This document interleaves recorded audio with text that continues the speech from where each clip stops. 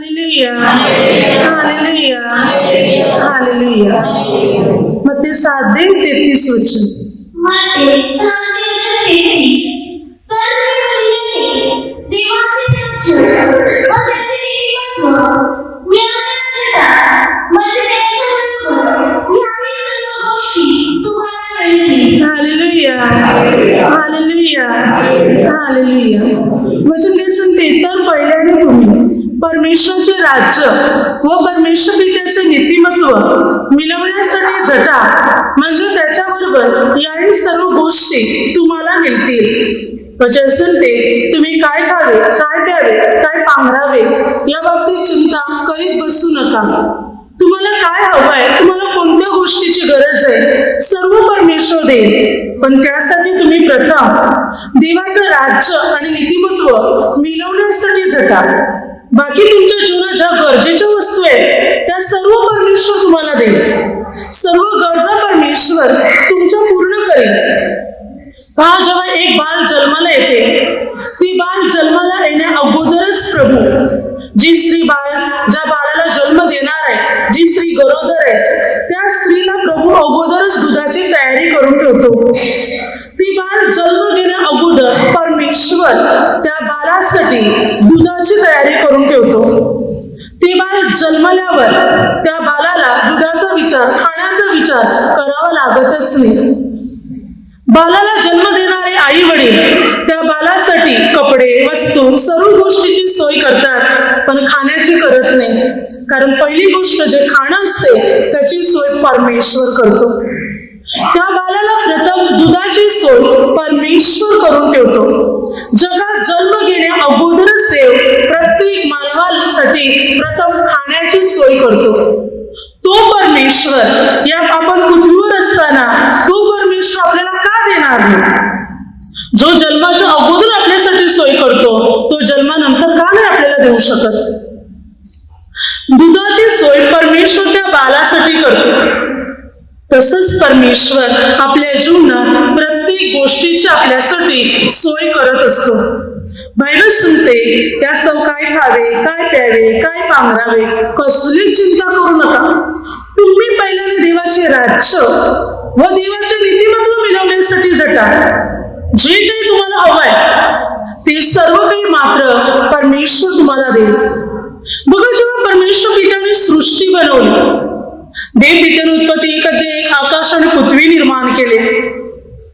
आकाश आणि पृथ्वीची निर्मिती केली. आपण उत्पत्ती 1 आणि उत्पत्ती 2 मध्ये पाहतो. 1 मध्ये देव पित्याने संपूर्ण सृष्टीची रचना केली, जसे की मात्र प्रकाशाची निर्मिती आणि मात्र झाडे, पाने, प्राणी, पक्षी, जीव जंतू सर्व काही. देवाने सर्व काही निर्माण केले, फलझाडापासून सर्व काही. आणि मग देवाने उत्पत्ती 1:26-27 मनुष्याला बनवले. देव पित्याने मनुष्याची निर्मिती केली. उत्पत्ती 2:7 देव पित्याने मातीपासून आदामाला बनवले. देव पित्याने अगोदरच संपूर्ण सृष्टी बनवली होती, मनुष्याला बनवण्या अगोदरच. सर्व झाडे, पाने, प्राणी, पक्षी सर्व काही निर्माण केले होते देवाने. आणि देवाने या सर्वावर मानवाला अधिकार दिला. पुढे या मानवाला निर्माण केल्यावर या मानवासाठी खास एक एदेन बाग लावली. त्या एदेन बागेत खाण्यासाठी उपयोगी अशी फळझाडे, जीवनाचे झाड आणि बऱ्या वाईटाचे ज्ञान करून देणारे झाड, ही सर्व झाडे देवाने त्या एदेन बागेत निर्माण केली. त्या बागेला पाणी देण्यासाठी देवाने एक नदी निर्माण केली. त्या नदीचे फाटे फुटून 4 नद्या झाल्या. उत्पत्ती 2:8-15 वचनापर्यंत. आणि आदामाला त्या बागेत ठेवले. देव पित्याने आदामाला निर्माण करण्या अगोदर सारी सृष्टी बनवली. त्याला निर्माण केल्यावर सुद्धा त्याच्या खाण्याची सोय, पिण्याची सोय केली देवाने. खाण्यासाठी उपयोगी फळझाडे निर्माण केली. पाणी मिळावं म्हणून एक नदी निर्माण केली. त्या नदीचे फाटे फुटून 4 नद्या झाल्या. आदामाला त्या बागेत ठेवलं. आदाम एकटा होता म्हणून आदामाची खासरी काढून उत्पत्ती 2:21-24 देवाने एक स्त्री बनवली आणि ती आदामाकडे नेली. दोघेही त्या एदेन बागेत राहू लागले. परमेश्वराने आदम व हव्वेसाठी अनेक गोष्टीची सोय अगोदरच करून ठेवली. त्यांना कष्ट करावं लागेल, मेहनत करावं लागेल, घाम घालावं लागेल, मग खावं लागेल नाही, सर्व सोय केली. जेव्हा त्याने पाप केलं, उत्पत्ती 3 अध्याय, जेव्हा पाप केले तेव्हा त्यांच्या जीवनात दुःख, पीडा, कष्ट, मृत्यू या सर्व गोष्टी ओढल्या गेल्या. बायबल काय सांगते? तुम्ही पहिला देवासाठी झटा, बाकी देव तुम्हाला देईल. पण जगाच्या मागे लागणार, देवाच्या मागे लागणार नाही, तर मग आपल्याला मिळणं मुश्किल होईल. मग जास्त कष्ट करा, मेहनत करा, धावपळ करा, तेव्हा कुठे साठवणार? अनेक वेळा तर अनेक कष्ट मेहनत करूनही हाती काही लागत नाही. परंतु जो परमेश्वराच्या मागे लागतो, जो परमेश्वरासाठी झटतो, त्याला परमेश्वर सर्व काही देतो. त्याला प्रभू सर्व काही देतो. बायबल काय सांगते? तुम्ही देवाच्या राज्यासाठी, देवाच्या नीतिमत्वासाठी झटा, सर्व मिळेल तुम्हाला. आणि देवाचं राज्य काय माहिती? प्रभू येशू. देवाचं नीतिमत्व काय आहे? पवित्र आत्मा. त्याच्यासाठी झटा, सर्व काही आपल्याला मिळेल. कारण मत्ती 6:8 आपल्या गरजा काय आहेत हे आपण पित्याकडे मागण्यापूर्वीच पित्याला माहिती आहे की आपल्याला काय हवं आहे, काय नको, सर्व आपल्या स्वर्गीय बापाला माहिती. त्या स्वर्गातील पित्याला आपल्या जीवनातल्या प्रत्येक गोष्टी ठाऊक आहे, काय हवं काय नको ते सर्व काही. तो बरोबर वेळेवर आपल्याला सर्व काही देतो, आपल्या गरजा पूर्ण करतो. मात्र त्याच्या राज्यासाठी झटा, प्रभूसाठी आपल्याला झटायचंय, प्रभूच्या वचनासाठी आपल्याला झटायचंय, प्रार्थनेसाठी, प्रभूची सेवा करण्यासाठी. बाकी जी काही हवंय आपल्याला सर्व काही मिळेल. नहम्या 1 अध्याय, नहम्या 2 अध्याय, नहम्या 1 अध्याय मग नहम्याला कळालं की यरूशलेमेचा पोट तुटून पडले, शत्रूने पूर्ण नष्ट केलेले, यरूशलेमेला भिंतीने ओसाड पडलेले. तेव्हा त्याने परमेश्वराकडे प्रार्थना केली. नहम्याने 2 अध्यायामध्ये त्याने राजाकडे विनंती केली की मला माझ्या लोकांकडे जायचंय, यरूशलेमेच्या भोवती कोट बांधायचे, जे परमेश्वराचं स्थान आहे, मला कोट बांधायचंय. आणि त्यासाठी मला लाकडे हवी आहेत.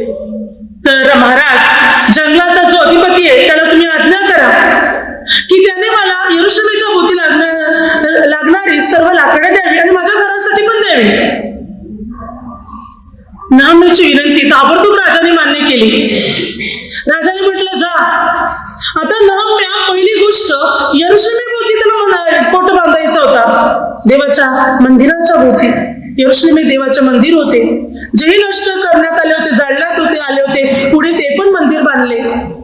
यज्रायाचं, जरुबाबेल किंवा मात्र हागे संदेष्टा, जकर्या संदेष्टा, अनेक प्रभूचे लोक आले आणि त्यांनी मंदिर पण पुन्हा उभारले आणि कोट पण बांधून झाला. नहम्याने देवाच्या मंदिरासाठी, या कोटासाठी लाकडे मागितली, ती पण मिळाली आणि त्याच्या घरासाठी पण मिळाली. जो देवासाठी झटतो ना, देवाचं काम त्याच्यातून होते, पुढे देव त्याच्यासाठी, त्या व्यक्तीसाठी पण देतो. नहम्याने अशा राजाकडे विनंती केली होती जो इस्रायली राजा नव्हताच, जो यहुदी राजा नव्हताच, अशा राजाकडे विनंती केली होती. तरी राजाने विनंती मान्य केली, कारण नहम्या देवासाठी झटत होता. काय आज आपण परमेश्वरासाठी झटत आहोत का? आपले संपूर्ण लक्ष परमेश्वराकडे लागलेलं आहे का? जो देवासाठी झटतो ना, देव त्याला सर्वस्व देतो. देव त्याच्या साऱ्या इच्छा पूर्ण करतो, सर्व गरजा परमेश्वर पिता त्याच्या पूर्ण करतो. सर्व समस्यातून, संकटातून परमेश्वर त्यांना मुक्त करतो. आपण देवासाठी झटणार तर देव पिता आपल्या जीवनात आपल्याला सर्व गोष्टी द्यायला सुरुवात करणार. परमेश्वर पिता आपले सर्व मार्ग मोकळे करणार. सर्व बंधने मात्र परमेश्वर पिता आपली तोडणार. तर आपल्या प्रत्येकाला अनुग्रह देणारा परमेश्वर आहे, आपल्या प्रत्येकाला आशीर्वादित करणारा परमेश्वर आहे. म्हणून प्रथम आपल्याला देवासाठी झटायचंय. प्रभूसाठी, प्रभूच्या राज्यासाठी झटायचंय, स्वर्गीय गोष्टींसाठी झटायचंय. बायबल सांगते कलसीकरास पत्र 3 अध्याय 2 वचनात, वरील गोष्टीकडे आपले मन लावा, पृथ्वीवरल्या गोष्टीकडे लावू नका. काय सांगते वचन? या पृथ्वीवरल्या गोष्टीकडे तुम्ही आपली मने लावू नका, तर वरील गोष्टीकडे आपली मने लावा. आणि कलसीकरास पत्र 3:1, म्हणून तुम्ही ख्रिस्ताबरोबर उठविले गेला आहात, तर ख्रिस्त देवाच्या उजवीकडे जेथे बसला आहे तेथल्या वरील गोष्टी मिळविण्याचा यत्न प्रयत्न करा. वरील गोष्टी मिळविण्याचा प्रयत्न करा, स्वर्गीय गोष्टी. जिथे प्रभू देवपित्याच्या उजव्या हाती बसलेले, तिथूनच्या स्वर्गीय गोष्टी मिळविण्याचा प्रयत्न करा. बाकी सर्व परमेश्वर आपल्याला दे. आज मनुष्य झटतो पैशासाठी, खाण्यापिण्यासाठी, घरादारासाठी, मुलाबाळासाठी, कुटुंबासाठी, त्याच्यासाठी देवासाठी झटत नाही. देवासाठीच तो खटपट करत नाही, प्रयत्न करत नाही. फक्त या सर्व जागतिक गोष्टीसाठी मनुष्य खटपट करत आहे, पण परमेश्वरासाठी तो करत नाही, देवाच्या राज्यासाठी तो करत नाही. आणि म्हणून मनुष्याला जे हवंय परमेश्वरापासून ते मिळत नाही, कारण तो देवासाठी झटत नाही, देवाच्या राज्यासाठी झटत नाही. म्हणून त्याला जे हवंय ते त्याला ताबडतोब प्राप्त होत नाही, ती त्याला ताबडतोब मिळत नाही.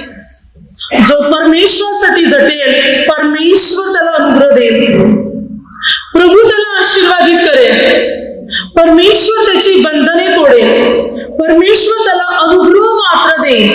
आणि त्याच्या जीवनात ज्या समस्या आहेत किंवा जे दुःख निराशा आहेत ती सर्व मात्र परमेश्वर त्याच्या जीवनापासून पूर्ण रीतीने दूर करेल, जेव्हा तो परमेश्वराच्या सेवेसाठी, परमेश्वराच्या मार्गासाठी आणि परमेश्वराच्या कार्यासाठी झटेल. तेव्हा आपल्या जीवनात आपल्याला प्रभूसाठी झटायचंय. 17 अध्यायामध्ये 24 वचनापासून ते 27 वचनापर्यंत वचन सांगते की मंदिराचा कर वसुली करणारे लोक पेत्राला म्हणत आहेत की तुमचा गुरुजी मंदिराचा कर देत नाही. पेत्र म्हणतो देतो. तेव्हा पेत्र आत येताच तो प्रभूला काही विचारणार इतकं प्रभू पेत्राला म्हणत आहे की जकात म्हणजे कर कुणापासून घेतला जातो, मुलापासून की परक्यापासून? त्या पेत्राने म्हटलं परक्यापासून. त्या प्रभू म्हणत आहे मग मुलं मोकली आहे तरी पण, म्हणजे आपल्याला कर भरायची गरज नाही तरी पण तू जा समुद्रात एक गळ टाक. गळ टाकल्यावर पहिला जो मासा वरे त्याचं तोंड उघड. त्या माशाच्या तोंडात तुला 2 रुपयाचे नाणे सापडेल. ते नाणे घे, 1 रुपया तुझ्याबद्दल भर आणि 1 रुपया माझ्याबद्दल भर. हालेलुया. आता बघा इकडे बायबल काय सांगते. पेत्र कोण होता? प्रभूचा शिष्य होता. आता कर भरायला पैसे पाहिजे होते. आता इथे प्रभू त्याला म्हणत आहे जा गळ टाक, मासा येईल वरती. सर्व गोष्टी प्रभू त्याला सांगून देतो. आता मासली खाणारे आपण सर्व आहोत की नाही? मासली खातात, मग मासली साफ पण करतात की नाही? मासली पकडणारे पण आहेत, साफ करणारे पण आहेत, खाणारे पण आहेत ना. मासली साफ करताना किंवा मासली पकडणारे कधीतरी मासलीच्या पोटात तोंडात पैसे सापडलेत का आपल्याला? कधीच नाही ना. एखाद्या मोठ्या मासळीच्या पोटातून दुसरी छोटी मासळी मेलेली सापडते, पण पैसे कधी सापडले नाही. काही वगैरे पिशव्या वगैरे प्लॅस्टिक वगैरे त्यांच्या पोटात वगैरे असते, परंतु पैसे नसतात. इकडे तर मात्र प्रभू म्हणत आहे पेत्राला जा. आता पैशाची गरज होती. प्रभू सांगितलं नाही जा अमुक व्यक्तीकडे तू पैसे माग, त्या व्यक्तीकडे पैसे माग, तू कष्ट कर, मेहनत कर, मासली पकडून आण, मासली विक आणि मग पैसे येतील ते दे. सांगितलं का? त्याला धंदा परत करायला मासलीचं सांगितलं नाही. तू गळ टाक, मासा वरती ये. तू ते पण करू शकत होता. प्रभू हे पण सांगू शकत होता गळ टाक, मासा आला ना की तू विक, मग त्याचे पैसे आले की तुझ्याबद्दल आणि माझ्याबद्दल भरून टाक. पण तसं सांगितलं नाही प्रभूने त्याला. प्रभूने काय सांगितलं? गळ टाक, मासा पहिला वर येईल, म्हणजे तुला जास्त मेहनत करावी लागणार नाही. कष्ट करावे लागणार आणि गळ टाकला की ताबडतोब मासा येणार आणि त्याचं तोंड उघड आणि गलाला काही एकदम जास्त मोठे मासे सापडत नाही. जसे गल असतात तसे मासे सापडतात. आणि मासा आला त्याने तोंड उघडलं, 2 रुपयाचे नाणे सापडले. पैसे प्रभूने त्या माशाच्या तोंडातच पैसे ठेवले होते. आता त्याचा पण कर भरून झाला आणि प्रभूचा पण कर. आणि देवाचा 1 रुपया म्हणजे किती माहितीये का? आत्ताचे बघायला गेले तर 10,000 रुपये आसपास असतील. आत्ताचे 1,000, 2,000 की 10,000 रुपये असतात आत्ताच्या प्रमाणे. आणि ते माशाच्या पोटात मात्र सापडले 2 रुपयाचे नाणे.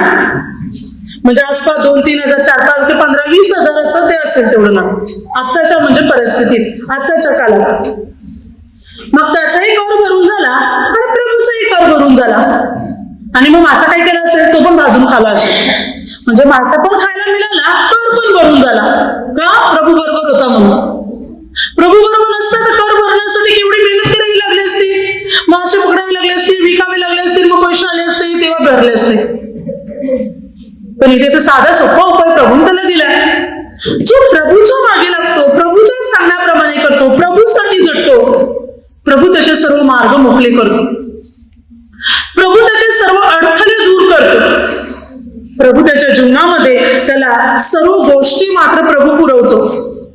आपण प्रभूसाठी झटणार, देवाच्या राज्यासाठी, देवाच्या वचनासाठी झटणार, तर देव पिता आपल्या जीवनात आपल्याला सर्व गोष्टी देणार. तो महान आहे परमेश्वर. आपले हेतू, आपल्या इच्छा, आपल्या गरजा पूर्ण करणारा परमेश्वर आहे. आपल्या सर्व समस्या दूर करणारा परमेश्वर आहे. आपल्याला विपुल अनुग्रह देणारा परमेश्वर आहे. आपल्याला भरपूर आशीर्वादाने भरणारा परमेश्वर आहे. आणि या प्रभूच्या वचनात, नियमात आणि आज्ञेत आपण चालत आहोत तर परमेश्वराचा विपुल अनुग्रह आपल्या प्रत्येकाला मिळणार. परमेश्वराचा विपुल आशीर्वाद आपल्या प्रत्येकाच्या जीवनामध्ये येणार. मग कोणत्याही प्रकारच्या समस्या आपल्या जीवनात राहणार नाही. कोणत्याही प्रकारच्या निराशा आपल्या जीवनात राहणार नाही. देवासाठी जो झटतो त्याच्यासाठी देव झटतो. त्याला देव अनुग्रह देतो, त्याला देव आशीर्वादित करतो. म्हणून प्रभूसाठी वेळ काढा, प्रार्थनेसाठी वेळ काढा, परमेश्वरासाठी खटपट करा, देवाच्या राज्यासाठी खटपट करा. म्हणजे देवाच्या कृपेने, सामर्थ्याने आणि शक्तीने, सामर्थ्याने अधिकाधिक आपण भरले जाणार. हालेलुया. म्हणजे पुढे काय सांगते पहा. तिमोथेला पहिले पत्र 4 अध्याय 7 आणि 8. अनीतीच्या व आयाबायाच्या कहाण्यापासून दूर राहा आणि सुभक्तीविषयी कसरत कर. कारण शारीरिक कसरत थोडक्या बाबतीत उपयोगी आहे, सुभक्ती तर सर्व बाबतीत उपयोगी आहे. तिला आत्ताच्या व पुढच्याही जीवनाचे अभिवचन मिळाले आहे. काय सांगते बायबल? अनीतीच्या व आयाबायाच्या कहाण्या, गोष्टीपासून दूरच राहा. आणि कशासाठी कसरत कर, मेहनत कर, खटपट कर, झटपट कर? सुभक्ती, चांगली प्रार्थना. प्रार्थनेसाठी तू खटपट कर, प्रार्थनेसाठी श्रम कर, कसरत कर. तुला कशी प्रार्थना वाढवते, कशी प्रार्थना करता येईल अधिकाने, यासाठी कसरत कर, यासाठी प्रयत्न कर, यासाठी श्रम घे. कारण शारीरिक कसरत म्हणजे जो शरीरासाठी झटपट करतो, मेहनत करतो, श्रम करतो, ती त्याला थोडक्याच बाबतीत उपयोगी पडते. परंतु जो सुभक्तीसाठी, प्रार्थनेसाठी खटपट करतो, कष्ट करतो, श्रम करतो, ती कसरत त्याला आता पण उपयोगी पडेल आणि येणाऱ्या पुढच्या भविष्यात पण त्याला उपयोगी पडेल. कारण सुभक्ती सर्व बाबतीत उपयोगी आहे. तिला आत्ताचे व येणाऱ्या जीवनाचे पण अभिवचन मिळालेलं आहे. प्रार्थना सर्व बाबतीत उपयोगी आहे बायबल सांगते. म्हणून तू प्रार्थनेसाठी कसरत कर, प्रार्थनेसाठी कष्ट कर, श्रम कर. तुला आता पण सुख देईल आणि येणाऱ्या पुढच्या जीवनात पण ही प्रार्थना तुला सुख देईल. म्हणून तू जास्त मेहनत कर प्रार्थनेसाठी. तुला प्रार्थना कशी वाढवता येईल, जास्त प्रार्थना कशी करता येईल, त्यासाठी कसरत कर, त्यासाठी श्रम कर. म्हणजे तू आता पण सुखी होशील, येणाऱ्या भविष्यात पण तू सुखी राहशील. तुझं जीवन आशीर्वादित बनेल, कारण तू प्रार्थनेसाठी खटपट करत आहेस, तू प्रार्थनेसाठी झटत आहेस. म्हणून परमेश्वर तुला अनुग्रह देईल, प्रभू तुला आशीर्वादित करेल आणि प्रभू तुझी सारी बंधने पूर्ण रीतीने तोडून टाकेल. तुझ्या सर्व समस्यातून, तुझ्या सर्व निराशातून मात्र परमेश्वर तुला मुक्त करेल. जेव्हा तू चांगल्या गोष्टीसाठी खटपट करशील तेव्हा, देवाच्या वचनासाठी तू झटशील तेव्हा मात्र तुझ्या जीवनामध्ये तुला हवी असलेली प्रत्येक गोष्ट तुला प्राप्त होणार आणि तुझ्या समस्या, तुझ्या निराशा सर्व काही तुझ्या जीवनातून पूर्ण रीतीने मात्र दूर होणार. परमेश्वराचा विशेष अनुग्रह मात्र तुला प्राप्त होणार जेव्हा तू परमेश्वरासाठी झटला. म्हणून बायबल सांगते, पहिला तुम्ही देवाचे राज्य व नीतिमत्व मिळवण्यासाठी बाकी सर्व तुम्हाला मिळेल. न मागता परमेश्वर आपल्याला देईल, कारण देवाला माहिती आपल्याला कोणत्या वस्तूची आणि गोष्टीची गरज आणि आवश्यकता आहे. त्यानेच तर घडवले, त्यानेच तर बनवले, त्यानेच तर जगात पाठवले, निर्माण केले, म्हणून त्याला ठाऊक आहे.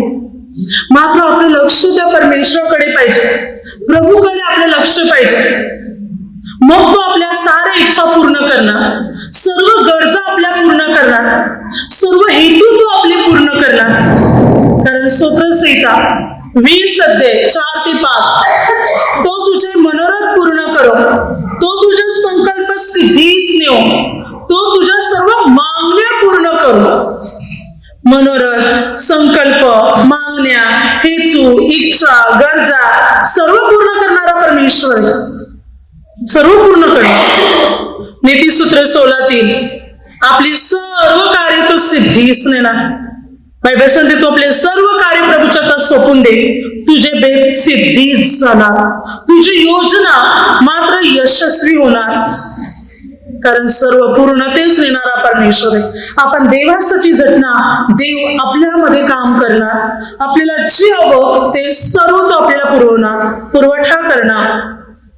आपले हेतू, आपल्या इच्छा, गरजा सर्व काही परमेश्वर पूर्ण करणार.